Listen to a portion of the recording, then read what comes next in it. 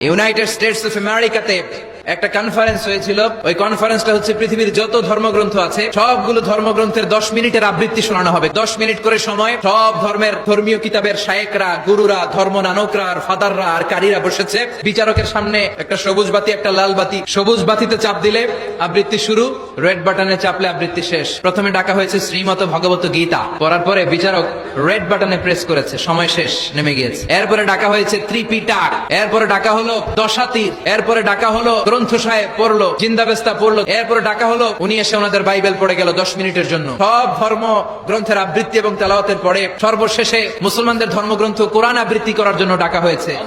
এসেছে মিশরের কারি আব্দুল বাসিত ইবনে আব্দুস সামাদ, পাতলা একটা চাদর আর জুব্বা পরে চলে এসেছে মাইকের সামনে, এসে আউযু বিল্লাহি মিনাশ শাইতানির রাজীম বলে টান দিয়েছে। উনি সূরা ফাতিহা পড়তে সময় নিয়ে নিয়েছে 13 মিনিট।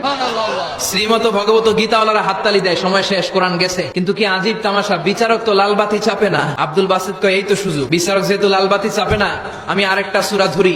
উনি কোরআনের সবচেয়ে সুন্দর সূরা সূরা আর রহমান তেলাওয়াত শুরু করলেন। উনি উনার গলায় আল্লাহ যত সুর দিয়েছিলেন সব সুর, দরদ, আদর ঢেলে দিয়ে সুরের ঝংকার তুলে পুরো কনফারেন্সকে মাতিয়ে দিলেন। 30 মিনিট হয়ে যায়, লাল বাতি চাপে না। এদিকে অর্গানাইজিং কমিটির প্রধান চেয়ার থেকে উঠে এসে বিচারকের গায়ে ধাক্কা দিয়ে বলে, এই ম্যান, লাল বাতি চাপোস না কেন?